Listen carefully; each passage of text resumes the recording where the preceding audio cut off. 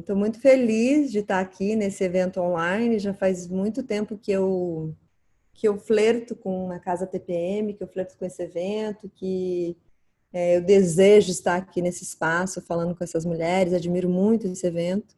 Então, para mim está sendo uma honra, um prazer estar aqui. E E, eu gostei muito, né, que o tema da Casa TPM este ano é o tempo, né? E a proposta desse workshop, dessa conversa aqui, é a gente falar sobre o tempo do prazer, né? Será que há tempo para o prazer? E, e aí fui muito atravessada por essa dupla, né, de tempo e prazer, porque isso tem me atravessado muito neste momento de pandemia, de rever muito, né, da nossa relação, da minha relação com a vida, com a minha filha, com o meu trabalho, com o meu companheiro, com os meus pais. E, e eu tô dando um tempo.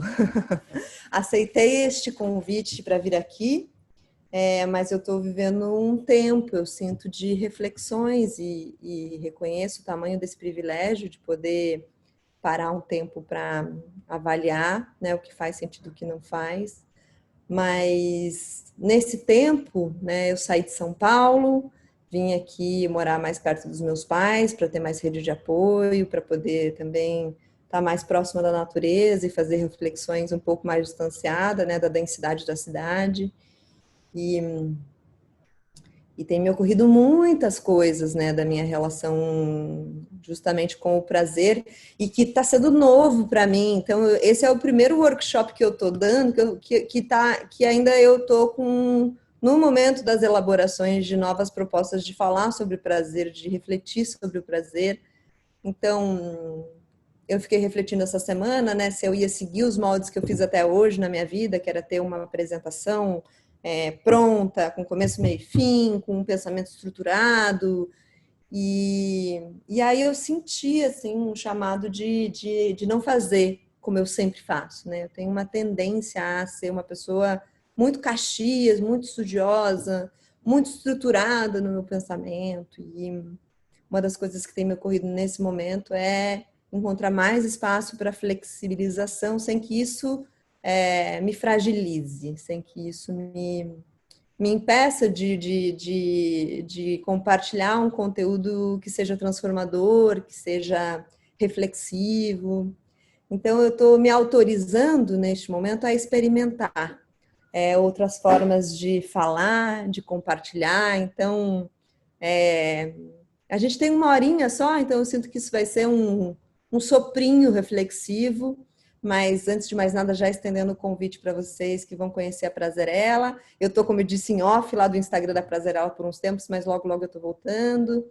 A gente acabou de lançar um novo site que tem muitas informações sobre esse trabalho, sobre o que a gente tem disponível de cursos e tudo mais, porque eu sinto que esse tempo vai passar de forma rápida, mas é isso, não sei exatamente como esse tempo vai passar, eu espero que a gente possa abrir, né, para perguntas, para a gente entender aonde há mais interesse em aprofundar essa reflexão sobre o tempo do prazer, porque eu fiz uma introdução aqui de um pensamento, né, de como a gente poderia dialogar sobre essa temática, mas eu sei que quando se fala no meu nome, quando se fala em Prazerela, vem logo, né, uma série de dúvidas ancestrais em relação à sexualidade, em relação ao corpo, em relação a como se autoestimula, como ter prazer. E aí uma coisa que eu quero já falar aqui é que a gente não vai dar conta, né, de aprofundar e falar sobre todos esses temas que cabem dentro do prazer e da sexualidade. Então, já, né, fazendo esse recorte do convite, que isso aqui vai ser um tempo de um sopro reflexivo sobre algumas questões, eu espero que seja prazeroso para todas nós. E aí uma pergunta retórica, né, que infelizmente a gente não vai conseguir abrir para todo mundo responder, mas é a gente fazer essa reflexão sobre o que você está fazendo com o seu tempo, né? Essa é uma reflexão que tem me ocorrido muito, muito, muito neste tempo de parada, de reflexão e esse tempo, né, ausente de São Paulo, que é uma cidade mágica em muitos aspectos, né, que é uma cidade das múltiplas possibilidades, também me estou percebendo que São Paulo também é uma cidade das múltiplas densidades, né, e que a gente muitas vezes acaba soterrado, né, soterradas pelas por todas essas densidades de informação, de possibilidades, de demandas, de trabalhos, e a gente esquece um pouco do que é o tempo da vida, né? E é isso que tem me ocorrido nesse momento, e que tenho pensado como é que será essa minha volta para São Paulo, se é que essa volta vai ser possível. Mas feito essa introdução aqui dessa minha licença poética, que eu estou me dando o luxo de fazer nessa casa TPM, nessa primeira vez que estou falando no meio deste silêncio, é que eu sempre me apresentei falando um pouco sobre as minhas formações, sobre as coisas que eu estudei e tal, e hoje eu vou fazer diferente, porque tem outras coisas que têm me atravessado mais do que a minha formação, seja como psicanalista ou como terapeuta orgástica. Uma das coisas que eu tenho atentado para a importância é de me apresentar como uma mulher que é cisgênero, uma mulher que é branca, uma mulher que é heterossexual, uma mulher que se tornou mãe muito recentemente, da Maria Luísa, e eu sou fundadora dessa iniciativa chamada Prazerela. E a Prazerela nasceu, né, como um espaço virtual e um espaço presencial de reflexão, né, sobre o que é ser mulher, sobre o que é autonomia, sobre o que é prazer, sobre o que é orgasmo. E nessa trajetória, né, eu percebi, e continuo achando que isso é muito válido ainda, que um dos primeiros, a sexualidade é o elo perdido da nossa relação com o prazer genuíno de viver, porque a sexualidade é o campo da potência do humano, né? E dentro dessa sociedade em que a gente vive, não dá para todo mundo ser potente, porque a gente vive numa sociedade, né, na lógica da escassez, né, que é muito para poucos, poucos com nada, né, muito para poucos e pouco para muitos, né, é um pouco essa lógica em que a gente vive. Então, falar em sexualidade é romper, né, com esta lógica patriarcal, misógina, eurocêntrica, colonial em que a gente vive. Então, as reflexões que têm me ocorrido muito neste momento é sobre o que é ser mulher, sobre o que é ser cisgênero, sobre o que é ser uma mulher branca e quanto o meu processo de autonomia não aprisiona outras mulheres, né? Tem uma pessoa maravilhosa chamada Caroline Amanda, que é fundadora do perfil Ioni das Pretas, que está ocupando o perfil da Prazerela nesse último mês e que está colaborando muito para essas reflexões, eu sinto, das mulheres brancas, né, para a gente, de fato, estar caminhando em direção a uma sociedade em que todo mundo possa, né, viver na sua potência e desfrutar mais da vida, né, e desfrute tem a ver com prazer. Então, estou me apresentando deste lugar, porque é isso que tem me feito reavaliar, né, essas coisas tão centrais na nossa existência, como a nossa identidade de gênero, a nossa orientação sexual, os nossos papéis que a gente mais se identifica, né?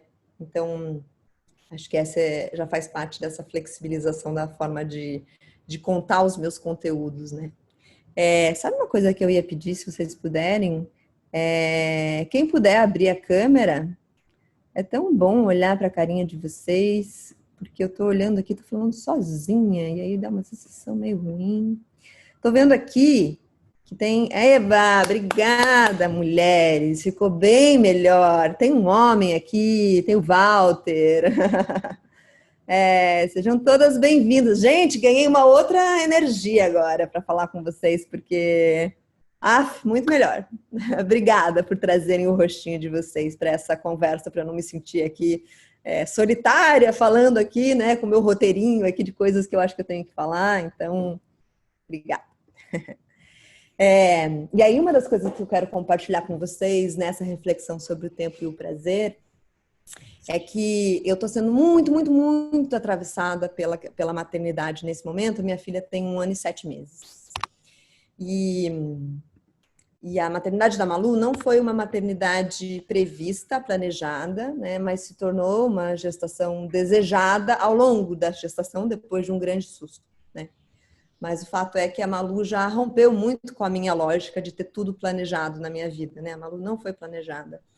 E ela chegou, né? E um filho, né? A gente só se dá conta depois, né? Que a gente tem um filho, é que é, para mim a Maria Luísa tem sido um grande desafio de lidar com temas que eu achava que eu já navegava muito bem, né?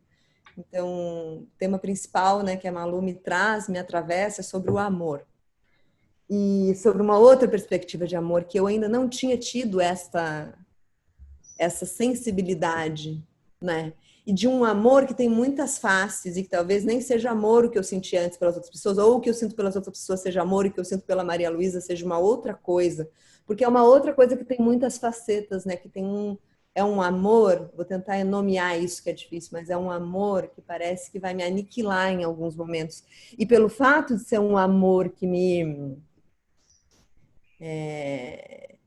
ameaça muitas vezes a minha existência, e é isso que ela faz, né? Esse amor faz, porque ameaça a existência dessa Mariana que não existe mais, essa Mariana que era uma pessoa só, né? Que estava ali muito comprometida com seus ideais, com seus compromissos, né? Com a sua missão, e de repente chega a Malu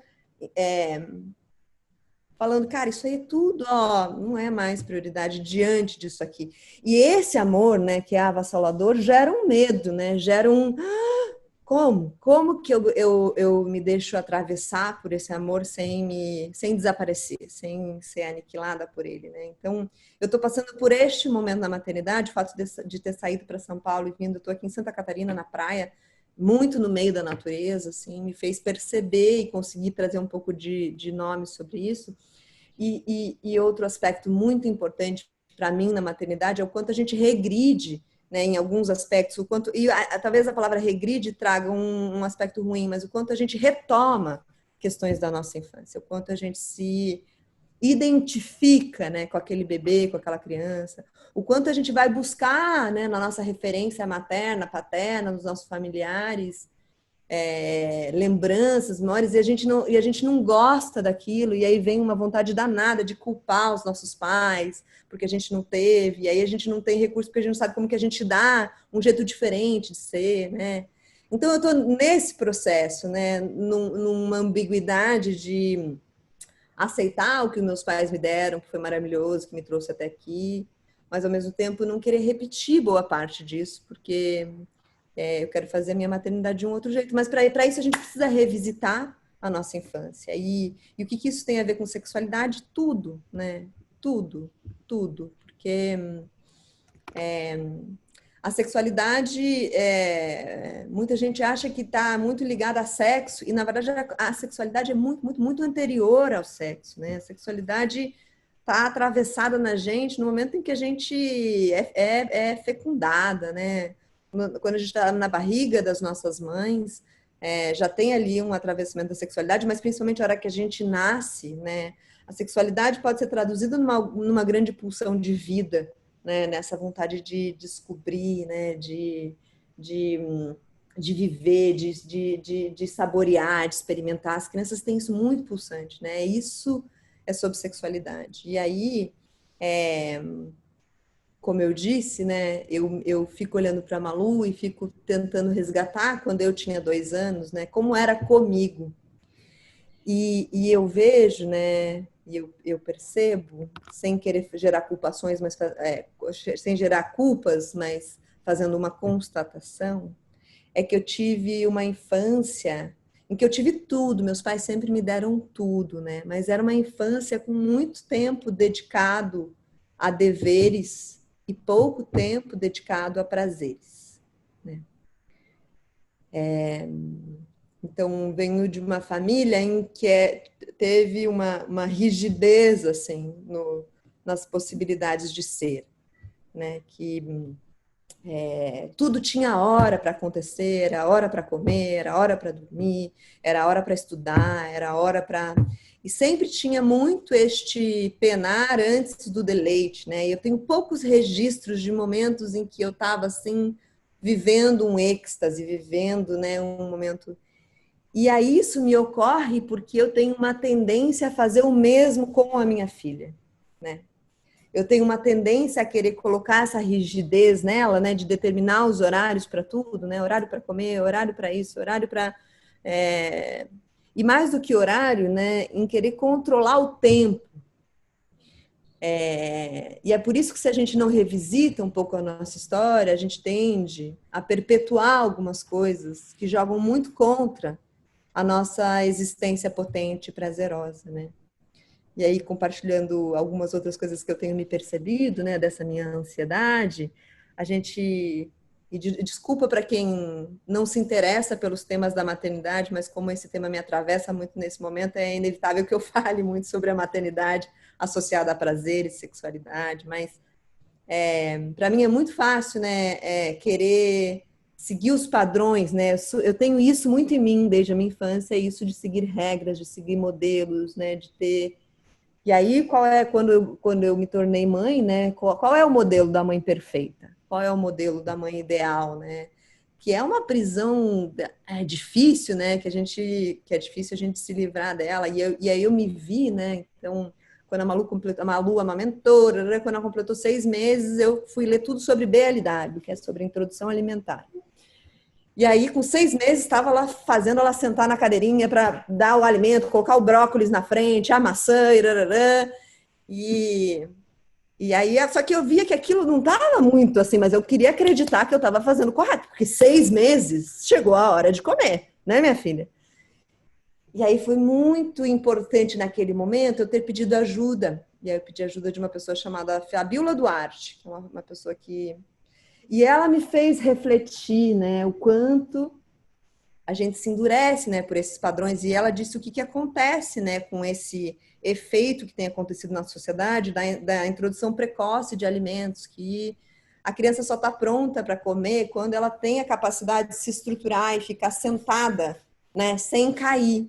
Porque ela precisa dessa estrutura boca, tubo digestivo e ânus alinhada, né, para que a sua digestão aconteça. Então, enquanto a criança está sucumbindo, ela não está pronta para comer.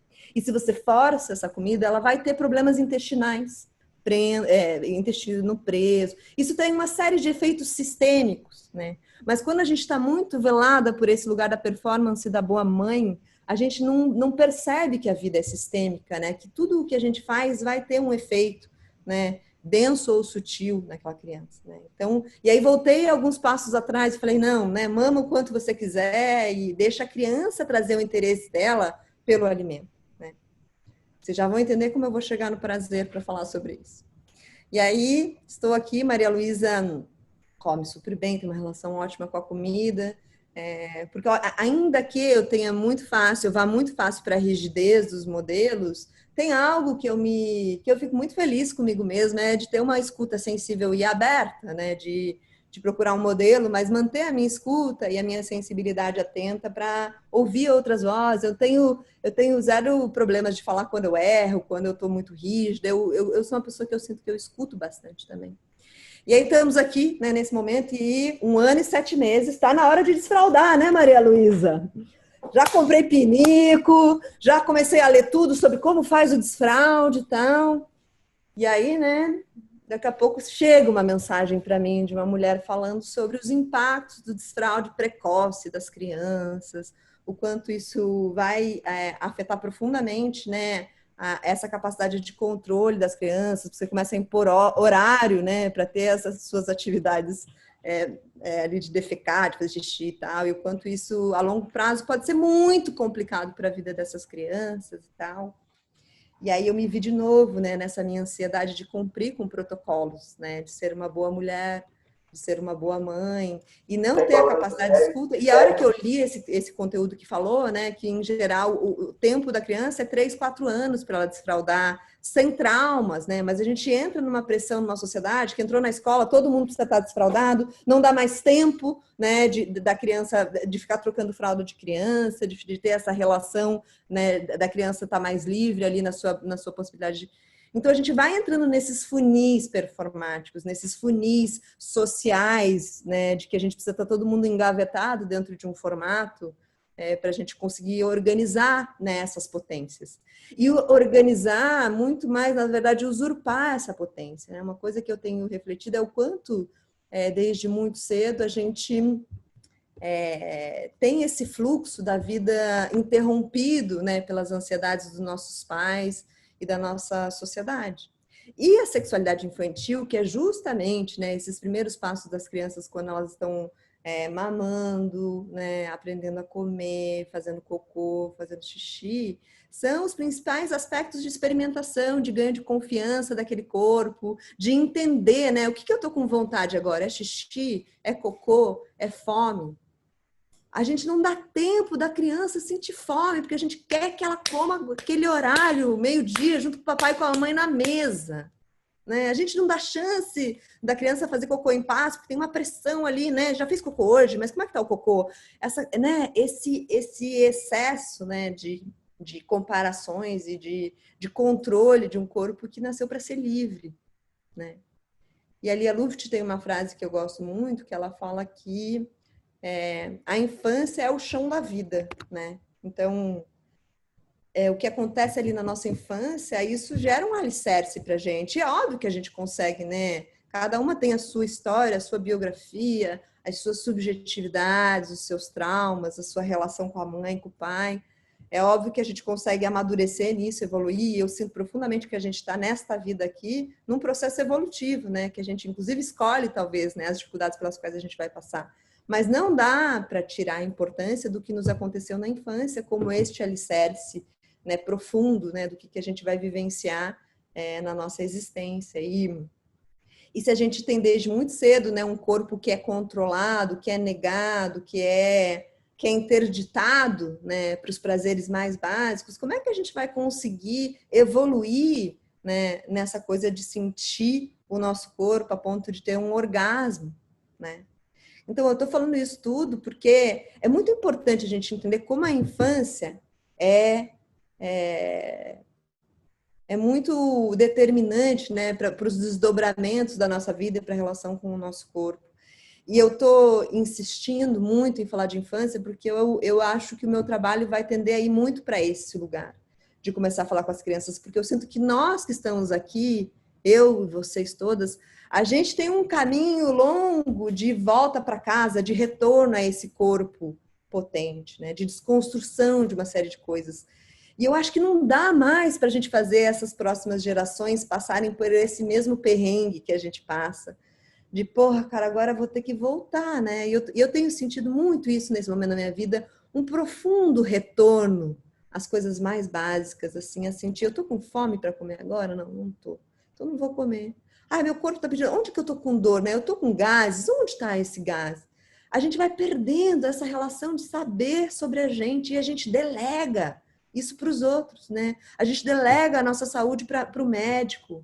A gente delega o nosso prazer para a pessoa que está no nosso lado. A gente vai delegando, a gente vai alienando o nosso ser. A gente tem tanta coisa para cumprir que a gente esquece de ser, né? E é isso, né? Eu tenho uma bebê em casa e eu vejo o quanto é muito maior do que a gente reproduzir isso se a gente não refletir sobre isso. Né? Porque não é uma coisa que a gente faz por querer, então eu vou repetir isso com a Malu. Mas se eu não reflito, eu tá ali, ó, no sutil da coisa, né? Que a gente vai cerceando a liberdade e a potência do outro, né? E aí é isso, né? Eu ouvi uma outra frase hoje, estou fazendo um curso sobre parentalidade positiva com a Lua Barros Filho, que eu super recomendo para quem é mãe, para quem é educadora e tal. E que ela falou que a gente casa com a nossa falta, né? A gente casa com aquilo que mais nos falta, né? E aí eu me vi em 2 casamentos, né? Eu me vi num casamento com a Prazerela, que é a minha iniciativa para falar sobre prazer, e que eu me vejo ainda, talvez o que mais me falta na vida seja a minha capacidade de entrega e de prazer e de deleite. Então, por isso eu precisei criar uma iniciativa para falar sobre essa medicina que é o prazer. Sabe, tudo que eu crio tem a ver muito comigo. E eu sou casada com o Cláudio, que é um cara que ele sente prazer o tempo todo, ele come gozando, ele come fazendo barulhos, assim, tipo, ai, que delícia. Ele se concentra quando tem algo acontecendo, uma massagem, ele vive isso, que eu sou uma missionária, o Cláudio é a minha experiência viva aqui do meu lado. Então, fez muito sentido essa frase para mim, que a gente casa com as nossas faltas, né? Eu criei uma iniciativa para falar sobre prazer, porque para mim é muito difícil. E aí me vejo num outro dilema, né? Que o prazer virou trabalho para mim, até nisso, né? Tudo na minha vida vira uma labuta, né? Vamos aí, vira um dever, né? E eu consegui fazer isso. Então é uma coisa que eu preciso elaborar, inclusive neste momento, que eu estou fazendo o meu prazer virar dever, né? E acho que tem uma inversão aí de novo dessas coisas todas na minha vida, mas isso tem muito a ver comigo. Mas eu gosto de sempre de trazer muito, né, da minha história, da minha vulnerabilidade, porque eu sei o quanto isso gera identificação. De todas as trocas, grupos, cursos que eu faço, sempre a parte mais interessante, a hora que vem essa história da história, né? Que a gente partilha um pouco, né? Do que a gente sente, das nossas dificuldades, e aí a gente gera identificação e a gente gera essa empatia, né? De falar, é isso mesmo que ela está falando, né? Nossa, faz sentido aqui na minha história, né? Quando a gente traz a nossa humanidade. Por isso estou compartilhando com vocês esses aspectos que têm me atravessado tanto, né? Mas uma coisa que para mim também tem chegado muito forte, né? Quando me vem esse âmbito de culpar os meus pais pelas minhas faltas, pela minha rigidez, pelo excesso, né, de deveres e tal, é entrar em contato com essa minha criança interior, com essa minha criança ferida, e entender que não é mais missão dos meus pais acolher essa criança. A única pessoa que pode acolher essa criança que não teve aquilo ou teve excesso daquilo outro sou eu, né? Então, essa é uma coisa importante também para a gente voltar para o nosso corpo lá, de uma sexualidade positiva, é a gente acolher a nossa criança, né? A gente poder fazer esse trajeto de retorno, de lembranças e tudo mais, e não ficar ali, né, julgando os nossos pais, ou culpando os nossos pais, mas entender que agora somos adultas e não tem mais como a gente ser abandonada, porque uma pessoa adulta, autônoma, ela não é abandonada. Mas tem uma criança ali que talvez tenha sido, em algum âmbito, tenha se sentido, né, abandonada e que talvez só a gente vai poder acolher, né, essa criança que se sentiu ferida e tal. Então, né, seguindo aqui um pouco desse fio narrativo, quando eu falo de sexualidade, né, ainda que possa vir à mente de vocês logo um clitóris, um lugar, uma terapia orgástica, uma mulher gozando loucamente, o que é maravilhoso, mas eu vejo a sexualidade, eu discuto a sexualidade num âmbito muito multidisciplinar, né? Porque muito antes da gente, o que impede a gente de gozar ou de ter prazer, não é a gente não saber onde está o clitóris ou a gente não saber se masturbar. São muitos fatores sociais, emocionais que vão encapando a gente, vão distanciando a gente, né? Desse lugar, dessa natureza do corpo, de se expressar e tal. Então, eu penso e dialogo e experiencio a sexualidade como um aspecto social, emocional, cultural, psicológico, político, biológico, né? Para mim não tem como falar de sexualidade sem trazer essas reflexões todas. Estou muito mais comprometida com trazer perguntas do que ficar aqui dando caminhos prontos ou dicas práticas de como você chega a um orgasmo em 5 minutos, porque eu acho que não é sobre isso, né? Para muito além, né, da questão do sentir um orgasmo, eu estou falando da gente encontrar um lugar de potência interna, né? Encontrar um âmago, encontrar um oceano, né, interno, né, de autoconfiança, de liberdade, de plenitude, que nunca ensinaram para a gente que a gente podia buscar isso dentro, porque tem tantos aspectos fora que estão nos negando isso, né? E aí, a hora que a gente vai pensar em prazeres, né, eu faço uma outra pergunta retórica para vocês, né? Quais são os prazeres que são autorizados socialmente, né? Porque os prazeres que são autorizados socialmente, né? E aí, a hora que eu penso, é inevitável fazer uma distinção de gênero aqui, né? A hora que eu penso em homens, eu sinto que eles têm autorização, né, desde muito cedo para gozar, para ter o horário do futebol, o horário da bebida, o horário da putaria, o consumo de pornografia, tudo isso desde muito cedo, né, o fato de viver numa sociedade ainda muito machista, patriarcal, uma sociedade que autoriza, né, essas crianças, inclusive um excesso, né, de cobrança por esse prazer masculino, né, que traz outras complicações, eu sinto, que a gente não vai entrar aqui, né, mas então o homem vive, né, esse prazer de se embebedar, né, de autorizadamente, né, de se encontrar com os amigos, de jogar o futebol dele, de ir pro puteiro, né, de se masturbar loucamente, né, isso tudo está posto para os homens, né. Agora, quando a gente pensa em o que é prazer para uma mulher, né, os prazeres autorizados, né, quais são os prazeres que estão aí na mídia, que a hora que você pega uma revista, é o prazer da compra, né, do consumo, que está muito autorizado, né, e ao shopping, algo que se faz uma conexão muito direta, né, do ser mulher, então gosta de comprar. O fato de se embelezar, né, também é como um prazer, o fazer as unhas semanalmente, o pintar o cabelo, o fazer uma plástica. Isso é autorizado também, né, como categoria de prazer feminino. O maternar também, né, o ser mãe também, na hora que a gente pensa em prazer feminino, vai ser mãe, né? Então, essa conexão muito direta, biologizante, né, com o nosso corpo, de que a função nossa é maternar, né, e que deveria haver prazer nisso. E isso é uma cobrança absurda e perversa, né? E, sei lá, outros prazeres que estão muito associados a ser mulher, cozinhar, né? Ótima cozinheira.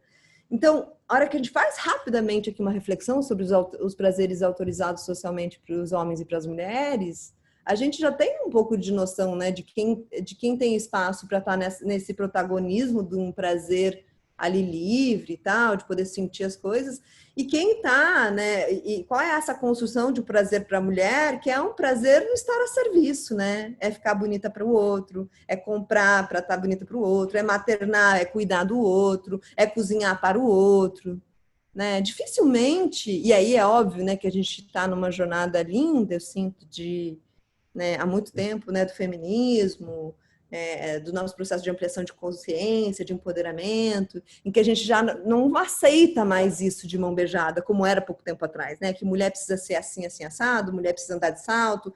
Isso, para muitas mulheres, já não cabe. Mas existe uma pressão externa muito grande por esses modelos, né, de performance, de prazer, do que uma mulher está autorizada a sentir e a viver. Né? E por mais que a gente ganhe consciência, né, que a gente estude, que a gente dialogue, que a gente... Cara, isso nos atravessa, né? A vaidade, porque isso é uma construção que começa lá na infância, né? Não pode comer muito para não ficar gorda, fecha as pernas, olha, seja delicada, não anda pesado assim, parece um menino. Como é que a gente tira, né, essas falas é como um cimento molhado, né, e que ganha uma pegada ali de um cachorro, de um gato. Essas marcas ficam na gente, então por mais que a gente vá ganhando consciência que isso não faça mais tanto sentido, isso está marcado ali, né? Tem uma outra coisa que eu ouvi, não sei de quem, então não vou poder dar os créditos aqui, mas que faz muito sentido, né? Acho que foi na formação de psicanálise. Que a gente deseja o que a gente aprendeu a desejar. O desejo, né? Claro que tem um desejo que ele é inato, né? O desejo de viver essa pulsão de vida. Mas esse recorte social em que a gente é atravessado pela sociedade vai nos forçando também a um encaixe, a saber o que você pode desejar. E aí a gente fala, não, então eu desejo isso que eu posso desejar. Eu desejo isso que eu aprendi a desejar. Né? Eu aprendi a desejar a ser princesa, porque desde muito criança estão falando para mim, olha princesa, olha que princesa, olha que princesa. E aí, como é que eu não vou desejar ser princesa se desde criança estão me ensinando que o legal é desejar ser princesa? E aí é a mesma coisa sobre vários âmbitos da nossa vida, né? Fiquem com essa frase, que a gente deseja o que a gente aprendeu a desejar, né? Mas, a princípio, o que mais eu posso desejar que não me foi dito que eu poderia desejar? Né? Já tendo um pouco as suas antenas mais antenadas de que a gente vive numa sociedade em que não quer que você deseje a sua potência. Não há espaço. dentro dessa sociedade para que as mulheres todas sejam potentes, livres e autônomas, né? O nosso desejo está cerceado por uma sociedade machista, que quer que a gente seja coadjuvante, que quer que a gente seja princesa, né? Que quer que a gente acredite que a gente precisa ser salva por alguém, né? E não pela gente mesma. Então,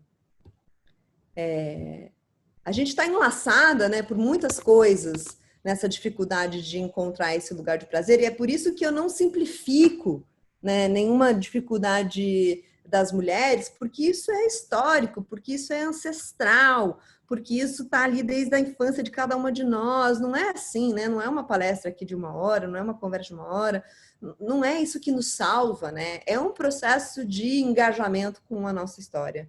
É um processo muitas vezes dolorido, né, de mergulhar nas nossas feridas para que elas possam se tornar as nossas propulsoras e não mais, né, o nosso lugar de vítima, né, das nossas feridas. Então, para a gente conseguir fazer das nossas feridas o nosso caminho, né, e eu sinto que a Prazer, ela tem muito a ver com isso, né, eu tenho uma ferida muito grande nesse campo da sexualidade, do prazer, mas eu estou olhando para isso há muito tempo, e eu olho para isso, e de repente eu vejo uma ferida se tornando uma grande propulsora, né, de uma missão que chega, né, em muitas mulheres. E aí, seguindo nessa reflexão do que, né, que sociedade é essa que a gente vive, é uma sociedade que é uma sociedade do capital, tudo gira em torno do capital. Tudo está em torno do capital. E em torno do capital está a produtividade, né? Em torno dessa produtividade está uma lógica colonial de escassez, né? Que a gente precisa sempre concorrer com outras pessoas, porque não há para todo mundo, né? Então a gente está sempre exercendo uma performance, né? Para a gente parecer algo, né? Então essa é uma outra coisa que para mim faz muito sentido, que a gente opera, né, emocionalmente, basicamente em 2 caminhos. Ou a gente está aprendendo, ou a gente está performando, né? E quais são essas 2 formas de operar, né? Entre aprender e performar. Quando eu aprendo, né, eu tô ali sensível, eu tô exercitando, eu tô tentando, eu tô errando. Mas para eu aprender, de fato, eu preciso estar num ambiente que seja tolerante ao erro, que seja um ambiente que me dê a chance de estar sensível, né, a tentar, a errar, a acertar, a aprender o meu jeito de fazer. E quando eu estou aprendendo, meu objetivo é de longo prazo, né? Eu não quero construir uma casa agora, eu estou aqui aprendendo para quem sabe no futuro eu conseguir construir uma casa, mas para isso eu preciso entender o papel do tijolo, o papel do cimento, o terreno, né, os pilares. Então eu preciso ir fazendo casinhas de papel até que isso, né, que ela se estruture para eu conseguir fazer outros protótipos e tudo mais. Então é isso, eu não tenho um objetivo ali de acertar logo quando eu estou aprendendo. Eu tenho uma coisa de entender que isso no futuro, em algum momento, eu vou internalizar esse aprendizado. Quando eu estou no modo performance, que é meio que um modo sobrevivência, não há tolerância ao erro, porque o meu objetivo de uma performance é cumprir com uma meta, né? É cumprir. Eu tenho um objetivo de curto prazo. Agora, por exemplo, eu estou fazendo uma performance aqui com vocês, ainda que esteja muito atravessada pela possibilidade de estar aprendendo e estar errando mas eu estou numa performance. E qual é o objetivo? É de curto prazo, que vocês saiam daqui fazendo reflexões a respeito disso tudo que eu estou trazendo, né?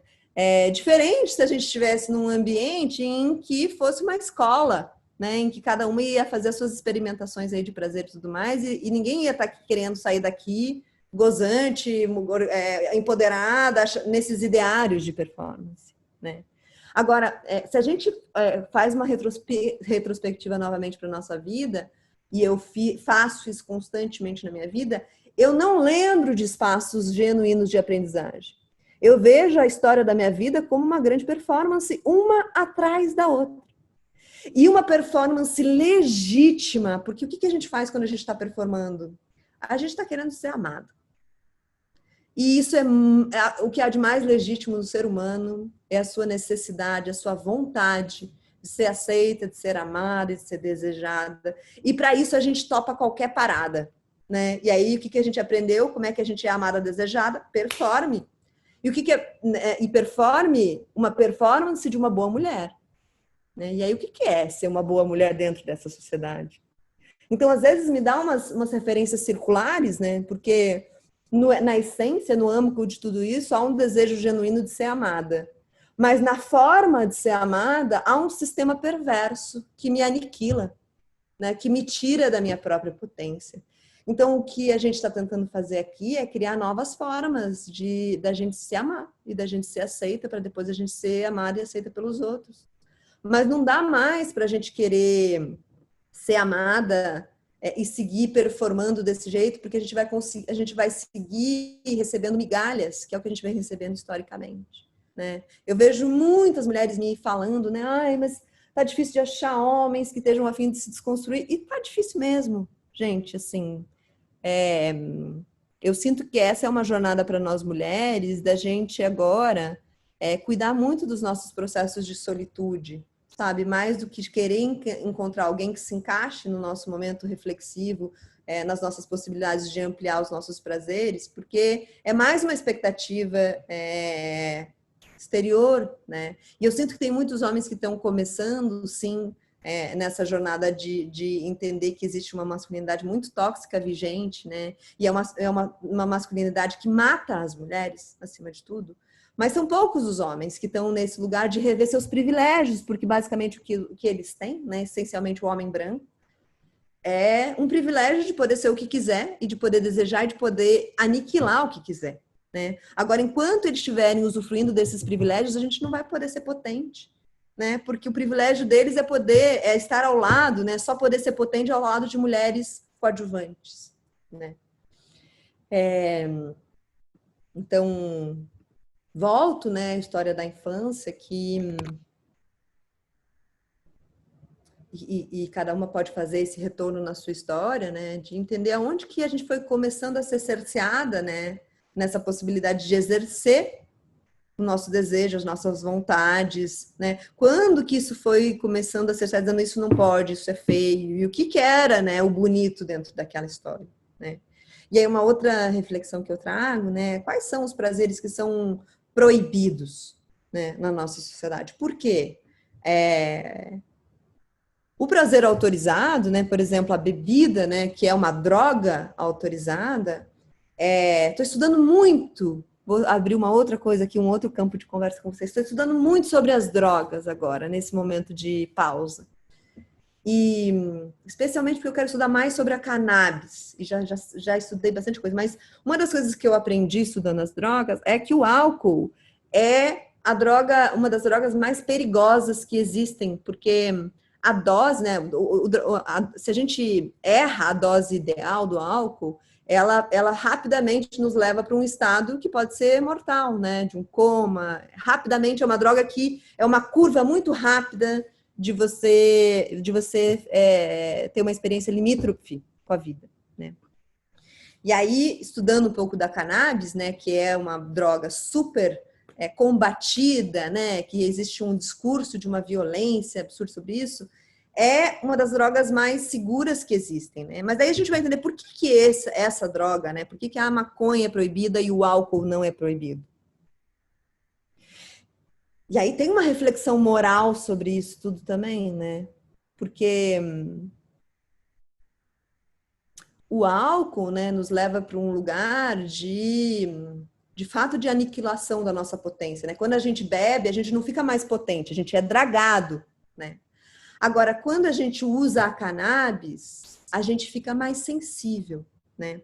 E aí eu não vou gastar muito desse tempo aqui, mas ela foi proibida basicamente porque as pessoas que usavam a cannabis lá na época da Guerra do Vietnã ficavam pacíficas e eram completamente anti-guerras, não queriam violência.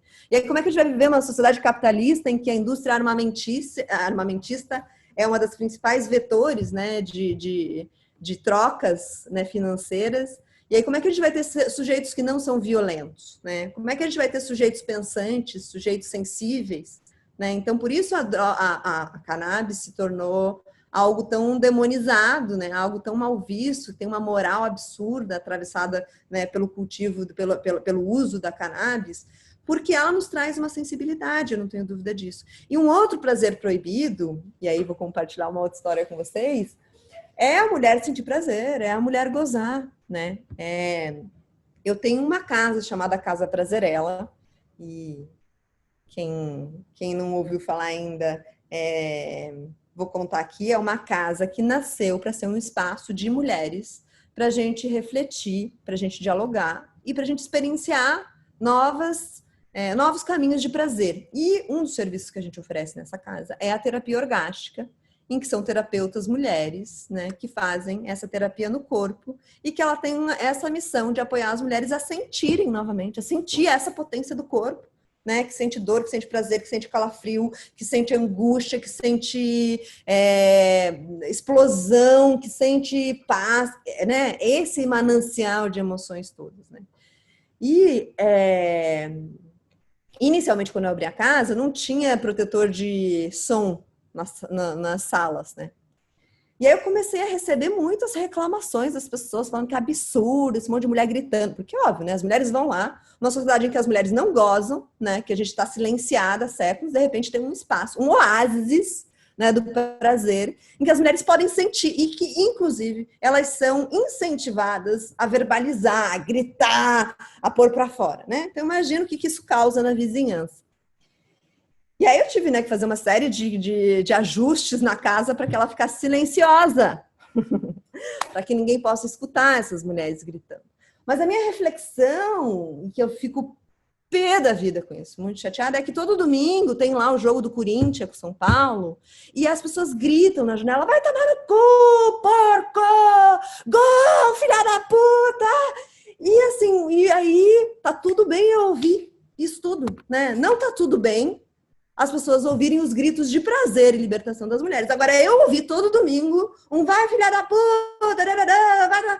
Aí o nosso ouvido é pinico. Então, são esses os referenciais que a gente tem da sociedade que a gente vive, né? O que é autorizado socialmente, que tipo de grito é autorizado socialmente, e quais são os gritos que seguem sendo cerceados e silenciados, né? E por que é proibido gozar, né? Por que a gente é o tempo todo amedrontada, né? Silenciada? Porque esse lugar dessa sexualidade que começa na infância e que nos é tolhida desde muito cedo é um lugar de muita potência. É, de fato, um oceano sem fim de possibilidades, que resvala, que transfere para toda a sua vida, né? Uma vez que você consegue reconhecer o potencial sensorial, o potencial orgástico, né? Que você consegue gritar, que você consegue encarar, né? Porque quando a gente vai viver essa experiência muito forte das sensações, a gente é convidada a encarar coisas nesse oceano aí, umas tormentas às vezes. Tipo, cara, eu tô preparada para lidar com o tamanho dessa força, o tamanho dessa raiva, o tamanho dessa vontade de ser muito mais do que eu tenho tido a oportunidade de ser. Né? É um convite da gente romper, de fato, com essa estrutura que está nos oferecendo migalhas o tempo todo. Então, esses prazeres são proibidos porque ninguém está interessado em que a gente amplie a nossa consciência, a nossa potência.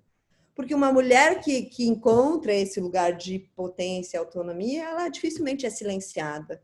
Né? Dificilmente ela vai aceitar novamente aquelas migalhinhas que estavam sendo ditas que era o que ela merecia. Né?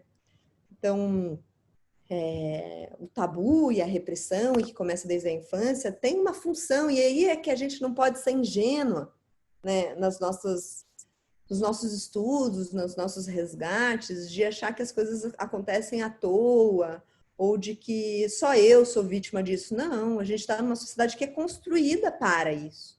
Né? E que eu sinto, né, sou uma pessoa muito otimista, que a gente está criando novas possibilidades, e acho que esse momento de pandemia, né, ele dá luz, ele potencializa, ele catalisa, né, muitos processos. Tanto a gente vê o tamanho, né,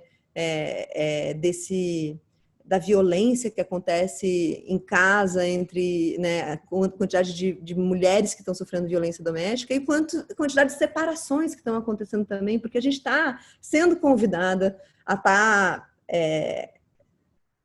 cerceada da nossa liberdade. A gente vai ter que olhar para algumas coisas, a gente vai ter que olhar para as nossas relações, a gente vai ter que olhar para o nosso corpo, que não aguenta mais olhar a mesma paisagem. Né? Então, a gente está sendo suprimida, a gente está sendo limitada numa experiência que é essencial do humano, que é se movimentar, né? Que é ver o tempo passando. e de repente a gente está isolada, sem contato físico com outros seres humanos, que é algo legítimo do ser humano também, muito necessário, né? E aí o que nos resta é olhar para esse universo interno, olhar para essas questões. E eu sinto que o mundo pós-pandemia, a gente vai ter, sem dúvida, muitas coisas, muitas mazelas, né? Porque acho que as pessoas pobres estão se tornando miseráveis, tem muita gente passando fome. Por outro lado, eu acho que quem está num lugar de privilégio, de reflexão, vai ter muito trabalho pela frente, né? De fazer essa mensagem, né? Esse lugar que cada uma viajou dentro da sua própria história, da sua narrativa. De repente, a hora que você voltar a ter a possibilidade de se relacionar, não dá mais para você ficar quieta diante do que você aprendeu, né? Nessa experiência de silêncio, de isolamento que cada uma viveu. Então, o meu otimismo, quando eu olho para a pandemia, vem muito disso, assim, desse exercício forçado que estamos todos fazendo, que é ficar na nossa própria companhia, né? E entender o que a gente quer, o que a gente não quer. E voltando um pouco para a história da sexualidade, né? A base da nossa sexualidade ferida, né? É o medo, a culpa e a vergonha. São esses três elementos que exerce um poder absurdo sobre a sexualidade de 99,9% das mulheres. 100% das mulheres. Todas nós estamos atravessadas por medo, culpa e vergonha. E isso há muito tempo, né? Há muito tempo, eu digo, há muitas gerações, e há muito tempo nessa experiência de vida que cada uma está vivendo aqui, todas nós estamos atravessadas por esse tripé. Sei que tem homens assistindo isso daqui também, mas nós estamos essencialmente entre mulheres, então eu estou falando muito direcionado para mulheres. Então, homens que quiserem entender um pouco mais, né, dessa estrutura, o quanto vocês também têm o quanto isso também pode ser nefasto para vocês, sugiro que sigam o Prazer Ele, meu companheiro, que fala com os homens sobre masculinidade tóxica, sobre possibilidades de exercer masculinidades mais saudáveis, inclusive. Né? Fiz o meu merchanzinho aqui do meu companheiro e volto a falar com as mulheres. Todas nós, a base da nossa sexualidade está atravessada por medo, culpa e vergonha. Porque esse é o repertório que essa sociedade tem para proteger as crianças desde muito cedo. É colocar medo, é colocar vergonha, é fazer essa limitação, colocar esse cadeado neste corpo desde muito cedo, né? E não é à toa, né? E é por isso que eu falo muito sobre sexualidade positiva. Porque a base da nossa sexualidade é negativa. Se eu pego esses três elementos, medo, culpa e vergonha, isso é a base da nossa sexualidade. Então, a base da nossa sexualidade é uma sexualidade negativa. Quando se fala em sexualidade, isso em algum lugar aí te causa um calafrio. De falar, ai que medo, ai que horror, ai que culpa. Em algum lugar isso pega, né? E aí, quais que são os elementos para a gente conseguir viver uma sexualidade positiva? A gente vai ter que olhar para medo, culpa e vergonha, né? Eu acredito muito, né, que o caminho para a gente encontrar essa sexualidade positiva, né, que eu sinto muito que é um caminho de retorno para o corpo casa. Aquele corpo que eu comecei dizendo aqui às 2h30, da Maria Luísa, né, que não estava pronta para comer e eu estava forçando a comer, e depois ela teve uma experiência ótima com a comida porque eu não forcei. A experiência do xixi do cocô, que eu já estava querendo desfraldar, fazer ela ter controle de algo que não é para ter controle. Eu sinto que a hora que a gente consegue olhar, né, para essa sexualidade que a gente vivenciou, cheia de traumas, tolhida, reprimida, e se apropriar, né, dessas feridas, a gente vai conseguir transformar isso em potência, transformar isso num caminho de retorno, de sentir, né? E aí eu acho que tem vários elementos, né, que ajudam a gente a fazer esse retorno. Primeiro é o tempo. A gente precisa se dar conta de que a gente levou uma vida inteira, né, para chegar até aqui com esses elementos que a gente tem. Então, não é de um dia para a noite que a gente se torna uma mulher livre, empoderada e com a sexualidade à flor da pele. A gente vai ter que dedicar tempo para isso, né? Tempo para olhar, tempo para se experimentar. E aí, tempo, né, para quê, essencialmente? Tempo para refletir.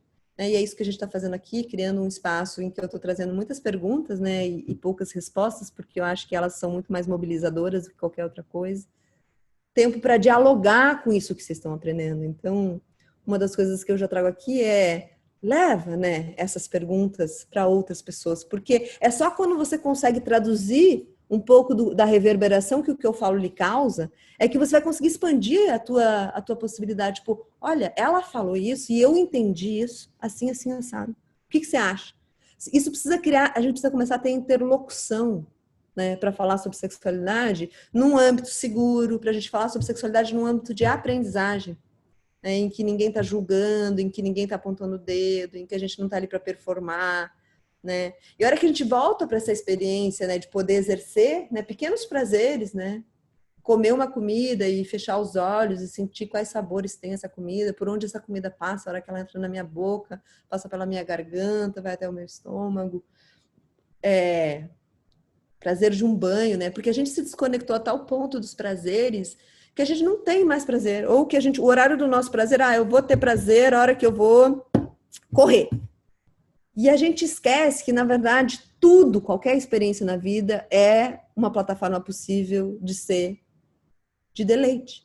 Né? Tudo pode ter permeado. E essa é uma coisa que agora, na criação da Maria Luísa, e depois dessas reflexões todas pelas quais eu estou passando e tal, quando eu venho uma rigidez minha de falar, vou pôr para dormir, ou não pode, por que não pode?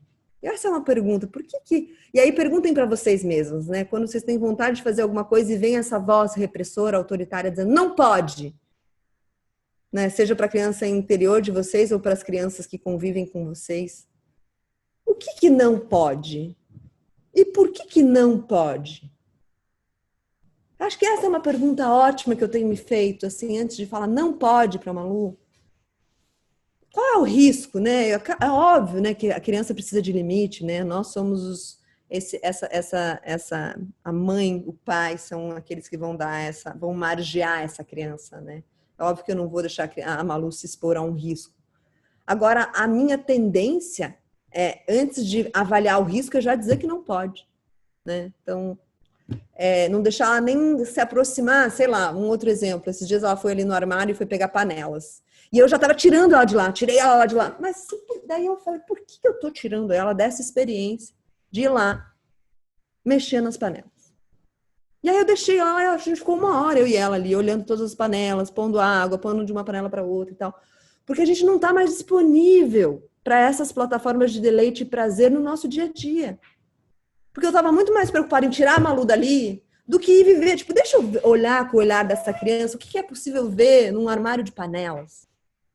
E aí eu me diverti. E aí eu falei, nossa, olha que legal, né? Poder estar aqui com a minha filha, brincando com as panelas, fiz bolinhas de alumínio, a gente ficava passando... E eu acho que isso na nossa sexualidade, né? Tô trazendo muito aspectos da criança, porque eu acho que isso ajuda a ser gatilho de transformação para vocês, né?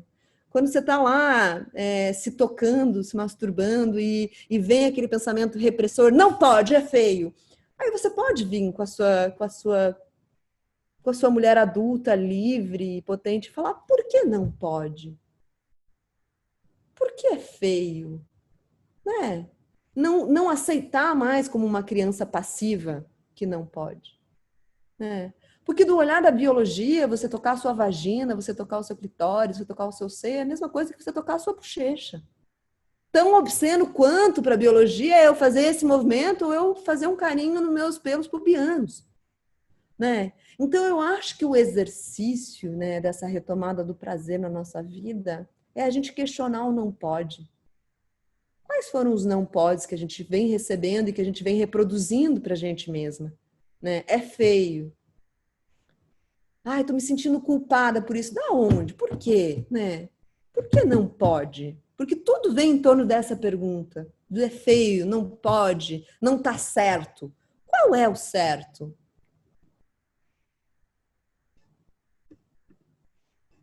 E quando a gente começa a se autorizar a fazer esse tipo de questionamento, a gente começa a voltar a flertar com a nossa autonomia, né? Então, se eu me autorizo a me perguntar o que eu posso, o que eu não posso, e por que eu posso e por que eu não posso, eu começo a resgatar, né, esse lugar de protagonista, de falar, sou eu que defino, né? o que eu posso, o que eu não posso. E a hora que eu tenho essa sensação de que eu estou podendo definir alguma coisa sobre mim, isso me dá rapidamente uma noção de autoestima muito diferente da construção da autoestima que é feita socialmente, né? A construção da autoestima feita socialmente é essa construção do estereótipo de beleza, do fio-fio, do elogio. A gente se sente bem quando alguém fala que você está linda, né? Que é a antítese da sexualidade potente. Quando a gente está bem nesse lugar de se experimentar, de saber da nossa potência, a gente não precisa de um fio-fio para se sentir linda e maravilhosa. Tem um lugar que eu me autorizo a falar, eu sou maravilhosa. Porque não é mais aquele, né, eu preciso fazer isso para, né, cumprir um pedágio, passar um batom, e eu posso passar o batom quando eu quiser, né? Mas a questão é o que pode, o que não pode, por que não pode. E outra pergunta é, né, que é um lugar que é muito aprisionante para nós, é eu tenho que. E aí eu tenho que, por quê? Né? O que está por trás do tenho que? Né? Eu consigo substituir eu tenho que por eu quero ou por eu não quero? São perguntas muito simples, né? Muito básicas, mas tem a ver com esse aspecto de retomar algo que é muito primitivo, que é a nossa necessidade e a nossa natureza, que é buscar autonomia.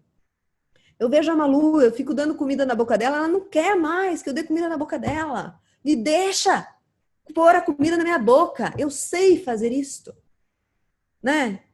Então, autonomia é um tema muito chave para a gente falar de sexualidade potente. E para a gente voltar a ter autonomia, a gente precisa questionar o tenho que e o eu não posso. O que está impedindo você e o que está pressionando você, né? A fazer o que você tem que fazer, o que você não pode fazer. E aí, algumas perguntas para o fim. A Nath falou que eu tenho 15 minutos, então a gente vai conseguir dialogar aqui 15 minutos. Se alguém tiver alguma pergunta ou quiser compartilhar algum pensamento, alguma reflexão. Eu quero deixar essas perguntas para você. O que você pode, o que você não pode? E o que você não podia, que você está percebendo que agora você vai poder? Né? Eu acho que esse é um exercício legal de entender quais são os não podes que você está cancelando na sua vida para se autorizar. Quais são os tenhos que você também está cancelando, que você não tem que mais nada, né? E perguntar, né, quais são os momentos que você está se permitindo prazer, que não é só ter o horário do prazer, só o horário da sua masturbação, o horário que você toca a sua vulva, mas como é que eu torno a minha vida prazerosa? Como é que eu faço? E uma pergunta que tem estado junto comigo, eu estou me divertindo? Eu estou me divertindo? Tá legal? Tá gostoso? Porque se não tiver legal, eu vou mudar para ficar gostoso. E essa vontade de vir aqui conversar com vocês como eu fiz, sem apresentação, sem nada, foi, cara, eu quero me divertir mais. Eu quero me autorizar a falar o que me ocorre, olhar para o mar ali e falar, nossa, eu lembrei de uma história. Porque isso numa estrutura rígida não tem espaço, né, para o imprevisto, para essa batida no coração de falar, será que está fazendo sentido o que eu estou falando? Mas é ótimo, sabe? Essa liberdade, essa autonomia, né, de poder estar aqui fazendo o meu trabalho de novas formas. Temos perguntas? Oi, Mari, eu vou lendo para você, tá? A Débora aqui perguntou o que você recomenda para baixo Nath, libido. você vai ler ou quer que eu leia? Eu tô lendo aqui, você tá me Débora ouvindo? perguntou aqui, o que você Isso. recomenda para baixa libido? Cara, essa semana eu estou liberando uma aula, o resgate da libido, que é incrível, que eu falo só sobre libido, conceito de libido, por que a gente tem baixa libido, como é que a gente faz para resgatar libido. É uma aula de 1h30, mais ou menos, e que eu super recomendo. É um tema de uma aula, por isso que eu não tenho como falar assim, faz isso e aquilo, porque eu não acredito em dicas assim de 5 minutos, mas eu acredito em reflexões para resgate da libido. A Marina está falando aqui, foi incrível te ouvir, obrigada. Sobre os prazeres autorizados por gêneros, como tem sido para você se relacionar com as liberdades da sua filha? Se você já consegue notar alguma diferença no comportamento dela com relação às outras crianças do convívio dela, ou se há algum tipo de espantamento dos pais dessas crianças. Não consigo perceber ainda, porque a Malu tem 1 ano e 7 e a gente está isolados há 4 meses, né? Sem nenhum tipo de contato com outras crianças. Então, eu sinto que isso vai acontecer em breve, e aí eu volto para partilhar, mas eu sinto que os conteúdos meus e das minhas reflexões daqui para frente vão passar muito, né, pela maternidade, como que a gente, como é que eu posso ser um vetor de transformação da criação de crianças mais livres e autônomas e potentes. Então, esse conteúdo acho que ainda vai reverberar muito aqui. E é isso, né? Antes de seguir pelas perguntas, eu já quero fazer um convite a todos vocês que se aproximem, que sigam a Prazerela. Eu estou sempre compartilhando reflexões, cursos novos, conteúdos novos. Então, quem não segue a Prazerela, estão convidados. Obrigada pela partilha, eu que agradeço a escuta e os olhares atentos e os rostinhos aqui que vocês compartilharam comigo. O Walter, um homem, falando, show de bola, Mariana, me inscrevi e chamei a esposa para participar, gostamos muito, muitos insights, que legal. Luciana, sobre o contraste ambiente de aprendizado versus performance que você mencionou, o que você tem para comentar sobre os impactos da pornografia na descoberta da autossexualidade e do ato sexual com parceiros? Eu sou uma pessoa anti-pornografia, completamente qualquer tipo de pornografia, porque primeiro que a pornografia, né, para mim é um instrumento máximo da misoginia, do ódio contra as mulheres, né, na instância máxima eu acho que é sobre isso, né, sobre violência contra mulheres em forma de entretenimento, né, e que causa um vício horroroso e que destrói, né, a vida das pessoas, destrói os relacionamentos, basicamente um comentário amplo eu acho que é isso. E no âmbito da nossa sexualidade, ela ativa muito mais esse lugar da mente, né, em que a gente precisa sair do nosso corpo para sentir prazer com uma fantasia, com uma projeção, e a gente, mais uma vez, nos distancia do autoconhecimento das nossas emoções.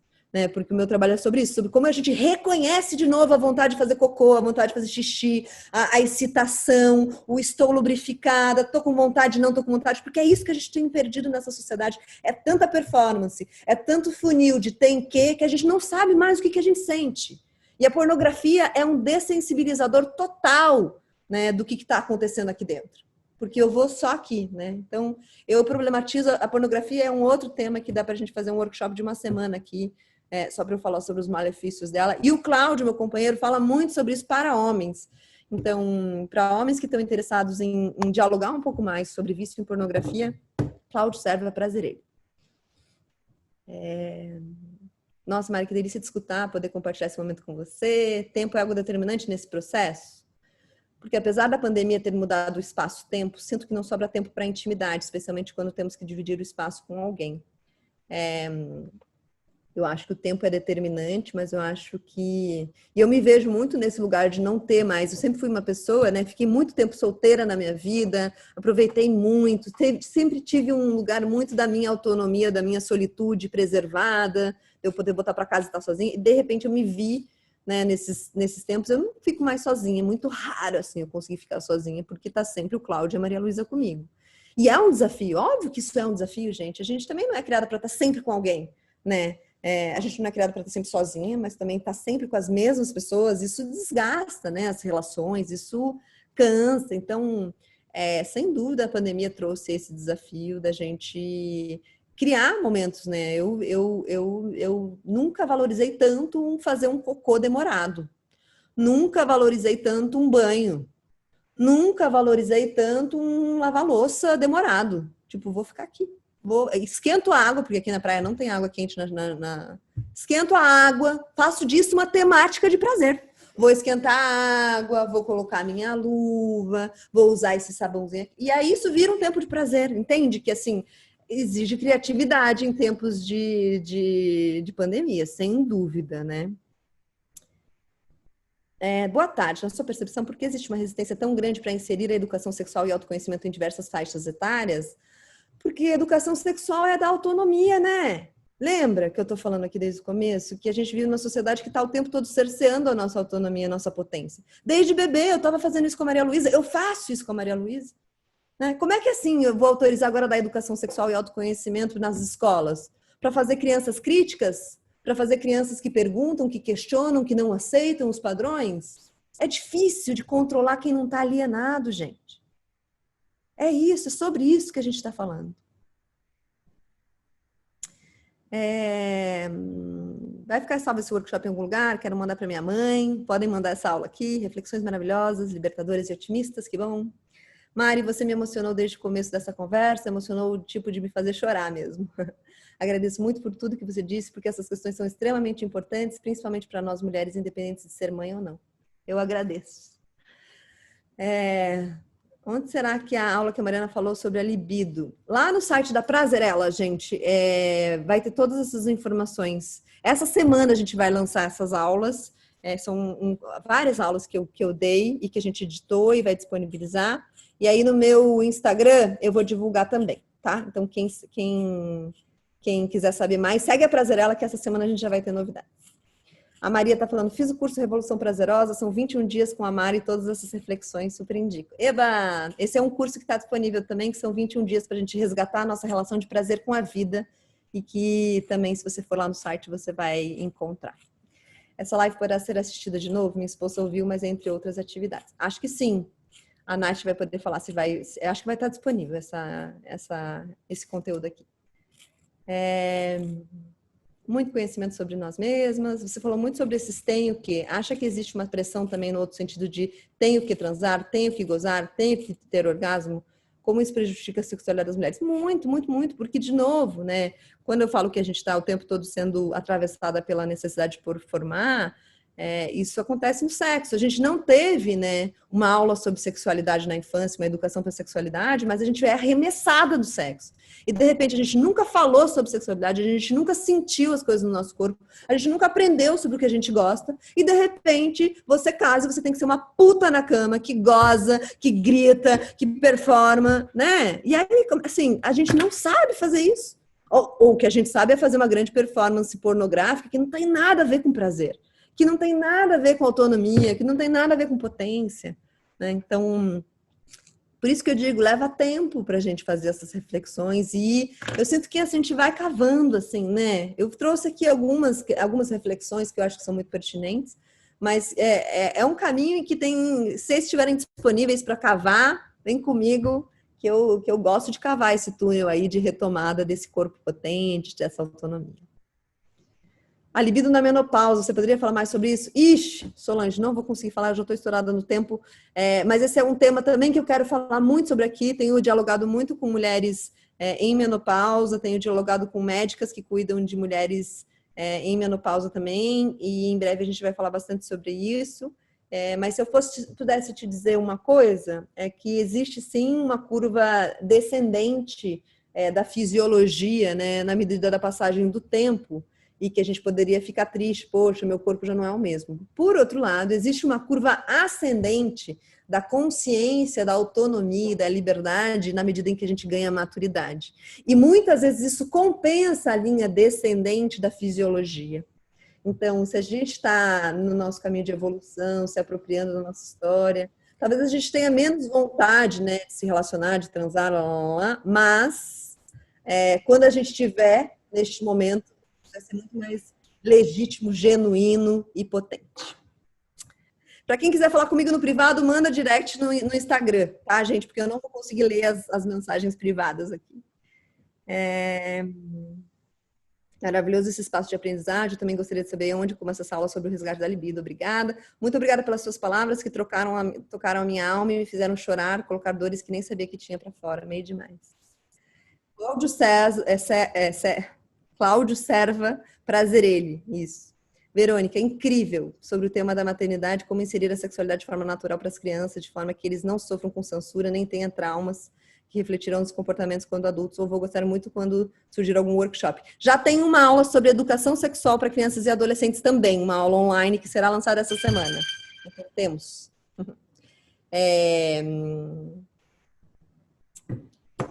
Curso 21 dias está disponível. Participar da aula sobre libido. Essa semana teremos notícias. Lista de quê? Não estou sabendo que lista estamos falando. Gente, eu acho que era isso. Eu agradeço muito a presença de todos vocês até agora. Tenho certeza que eu não trouxe respostas, né? Talvez para uma expectativa de vocês, mas eu sinto profundamente que a minha missão está muito mais ligada a gerar reflexões e perguntas do que caminhos prontos, porque eu acredito que cada uma de nós pode, né, tem a sua própria subjetividade, o seu caminho.